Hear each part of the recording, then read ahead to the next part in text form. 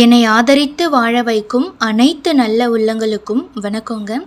இன்றைக்கி இந்த பதிவில் நம்ம என்ன பார்க்க போகிறோம் அப்படின்னா, உங்கள் கையில் இந்த திரையில் பார்க்குற மாதிரி விதிக்கோடு ஃபேட் லைன் சரியாக இல்லை, அதில் நிறைய துண்டுகள் இருக்குது, சனிமேடு வரைக்கும் நீண்டு இல்லாமல் நடுவில் இன்னொரு குறுக்கு ரேகை போய் பல்வேறு விதமான சிக்கலை ஏற்படுத்தும் வகையில் இருந்துச்சு அப்படின்னா, இந்த விதிக்கோடு சரியாக அமையாதவங்களுக்கு மாற்று வழியின் மூலமாக இந்த விதிக்கோட்டினுடைய பலனை முழுமையாக எவ்வாறு பெறுவது.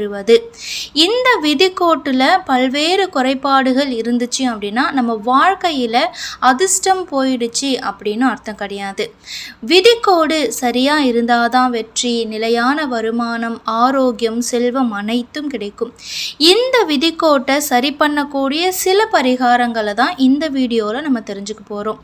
இப்போ தான் முதல் முறையாக நம்ம சேனலை நீங்கள் பார்க்குறீங்க அப்படின்னா மறக்காமல் சப்ஸ்கிரைப் பண்ணி வச்சுக்கோங்க.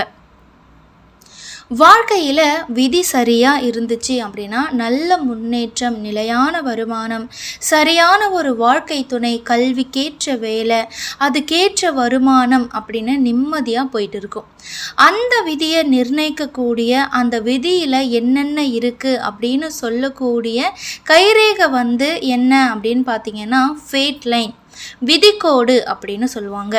இந்த விதிக்கோடு நம்ம செய்யக்கூடிய அனைத்து செயல்களுக்கான கர்ம பலனை நமக்கு தரக்கூடிய சனீஸ்வர பகவானுடைய ஆதிக்கம் பெற்ற நடு விரலுக்கு கீழே இருக்கக்கூடிய சனிமேட்டில் போய் முடியணும். அப்படி இந்த விதிக்கோடு சனிமேட்டில் போய் முடியலை, இந்த விதிக்கோடு செல்லும்போது குறுக்க இன்னொரு ரேகை போயிட்டு விதிக்கோட்டை தடுக்குது, விதிக்கோட்டில் பல்வேறு துண்டுகள் இருக்குது அப்படின்னா இதனால் என்ன மாதிரியான பிரச்சனைகள் வரும் அப்படின்னா, நம்ம வாழ்க்கையில் நமக்கு கிடைக்க வேண்டிய விஷயங்கள் இன்னொருத்தர் வாங்கிக்குவாங்க. நீங்கள் ஹார்ட் ஒர்க் பண்ணி ரொம்ப கஷ்டப்பட்டு ஒரு விஷயத்தை செஞ்சு முடிப்பீங்க, இன்னொருத்தருக்கு பேரும் புகழும் போயிடும். நல்லா ஹார்ட் ஒர்க் பண்ணி நல்லா படித்து எக்ஸாம் ப்ரிப்பேராக இருப்பீங்க, கடைசி நேரத்தில் எக்ஸாம் எழுத முடியாமல் போயிடும். சுருக்கமாக சொல்லணும் அப்படின்னா, உங்களுக்கு வர வேண்டிய புகழ், வெற்றி வாய்ப்புகள் அனைத்துமே உங்கள் கைக்கு கிடைக்கக்கூடிய நேரத்தில் கை நழுவி போயிடும். இதுக்கு காரணம் என்ன அப்படின்னா, உங்களுடைய விதிக்கோடு சரியாக இல்லை அப்படின்னு கை ஜோதிட முறையில் சொல்கிறாங்க. இந்த விதிக்கோடு சரியாக இல்லை இருந்தாலும் அதை சரி செய்யக்கூடிய வழிகள் என்னென்ன அப்படின்னு இந்த வீடியோவில் நம்ம முழுமையாக தெரிஞ்சுக்க போகிறோம். யாருடைய கையில் விதிக்கோடு சரியாக இல்லையோ அவங்க இப்போ நான் சொல்லக்கூடிய வழிமுறைகளை செய்கிறது மூலமாக அந்த விதிக்கோடு பலவீனத்தை சரி செஞ்சு சனீஸ்வர பகவானுடைய அருளும் ஆசியும் பெற்று வாழ்க்கையில் முன்னேற்றம் பெறலாம். முதல் விஷயமா, இந்த கோடு அப்படின்றது சனீஸ்வர பகவானுடைய ஆதிக்கம் பெற்றது. அதனால் சனீஸ்வர பகவானுக்கு ரொம்பவுமே பிடிச்சமான சனீஸ்வர அம்சம் கொண்ட சில விஷயங்களை நம்ம தொடர்ந்து செய்யணும். ஒவ்வொரு சனிக்கிழமையும் எண்ணெயில் தீபம் ஏற்றி சனீஸ்வர பகவானை வழிபாடு செய்யறது மூலமாக நல்ல ஒரு பலனை தரும்.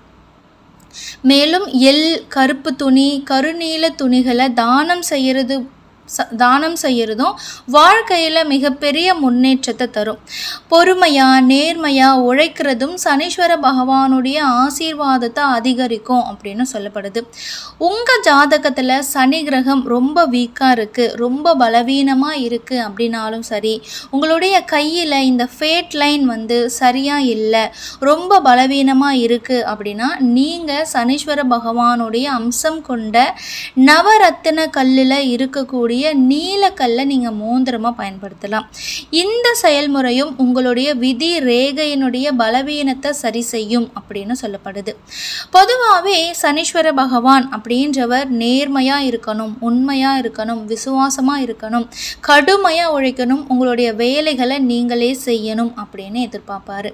இது போன்ற விஷயங்களை நீங்கள் தொடர்ந்து செய்வதும் உங்களுடைய விதி ரேகை தவறாக இருந்துச்சு அப்படின்னா அதை சரி செய்யறதுக்கான ஒரு வாய்ப்பாக சொல்லப்படுது.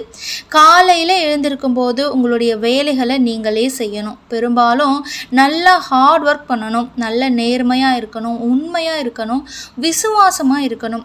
இவ்வாறு இருக்கிறது மூலமாக சனீஸ்வர பகவானுடைய ஆசீர்வாதம் உங்களுக்கு நிறைவாக கிடைக்கும். பலவீனமாக இருக்கக்கூடிய விதிக்கோடு பலனையும் அது சரி செய்யும். அடுத்து ஒரு செயல்முறையாக ஈர்ப்பாற்றல் அப்படின்னு ஒரு விஷயம் சொல்லுவாங்க. நம்ம என்ன நினைக்கிறோமோ அது அப்படியே நடக்கும் அப்படின்னு பெரியவங்க சொல்லியிருப்பாங்க. லா ஆஃப் அட்ராக்ஷன் அப்படின்னு சொல்லக்கூடிய ஒரு தேரியும் இது தான் சொல்லுது. என் கையில் இருக்கக்கூடிய விதிக்கோடு சரியாக இல்லாமல் இருந்தாலும் கடவுளுடைய ஆசீர்வாதத்தாலும் என்னுடைய கடுமையான நேர்மையான உழைப்பாலும் நான் முன்னேறுவேன்.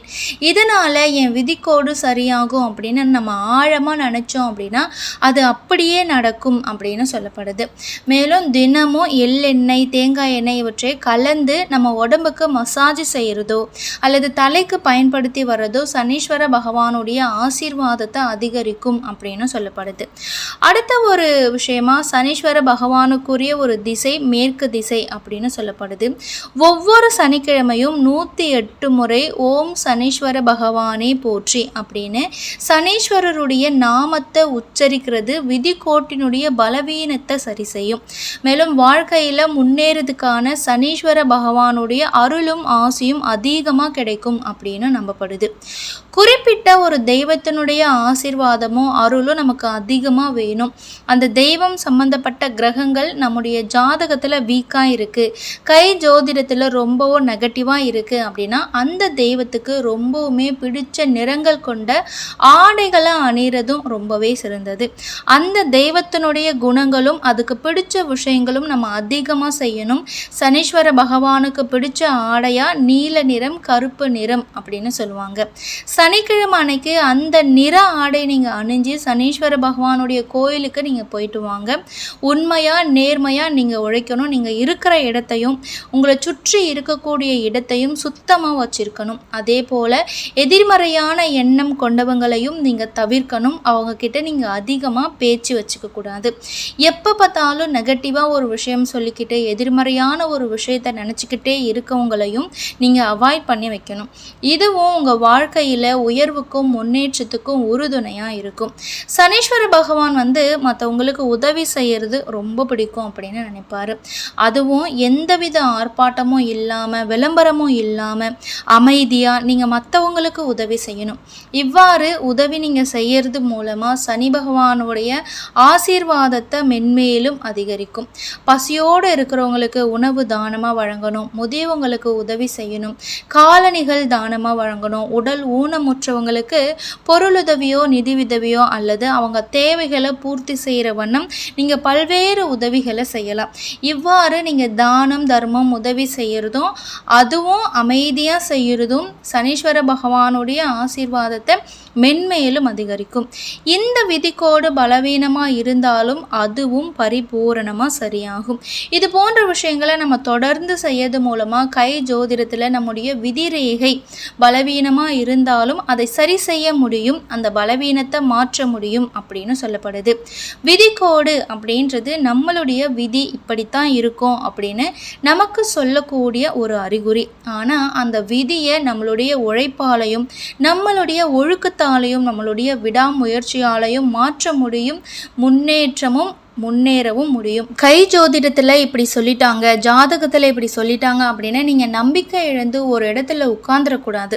நீங்கள் நேர்மையாக இருக்கும்போது கடவுளே உங்களுக்கு தேவையான எல்லா விஷயத்தையும் ஆசீர்வாதத்தையும் வழங்கி வாழ்க்கையில் மிகப்பெரிய முன்னேற்றத்தையும் உயர்வையும் உங்களுக்கு தருவார். இந்த பதிவு உங்களுக்கு பிடிச்சிருக்கும் நம்புகிறேன். இந்த பதிவு உங்களுக்கு பிடிச்சிருந்தா லைக் பண்ணுங்கள், ஷேர் பண்ணுங்கள். இது போன்ற நிறைய பதிவுகளை பார்க்குறதுக்கு நம்ம சேனலை மறக்காமல் சப்ஸ்கிரைப் பண்ணி வச்சுக்கோங்க. மீண்டும் ஒரு நல்ல பதிவோடு உங்களை நான் சந்திக்கிறேன். நன்றி.